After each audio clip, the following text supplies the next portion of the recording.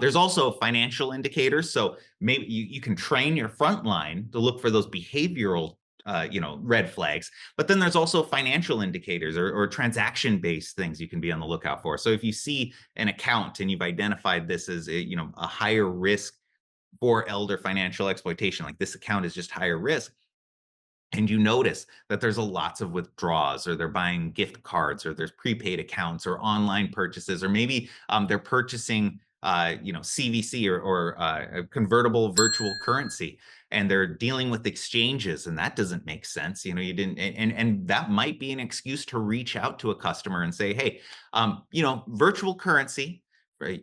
It's all the rage right now, but there's a lot of fraud associated with it. So we just are reaching out to you to see, to make sure that these virtual currency transactions are legit and that we understand what the source is, because we're trying to, we know that there's a lot of fraud associated with this. And that might be the initial conversation that you have.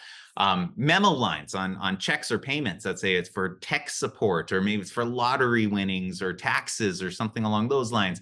Or maybe they're receiving funds that don't make sense from unrelated parties, and they're filtering through the account, or maybe there's large withdrawals at ATMs, maybe at that max amount for the ATM.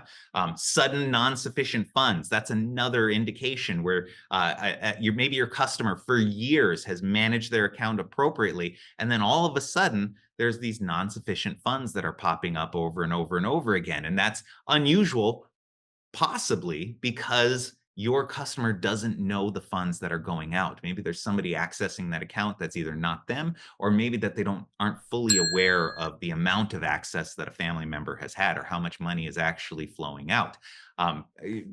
Because we've seen sometimes the family members who are taking advantage of your customer, they're actually intercepting and hiding the statements, so the customer has no idea how much money is left in their bank account.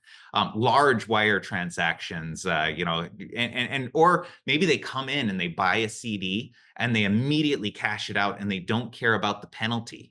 That's some of these fraudsters, they actually instruct them to do things like that.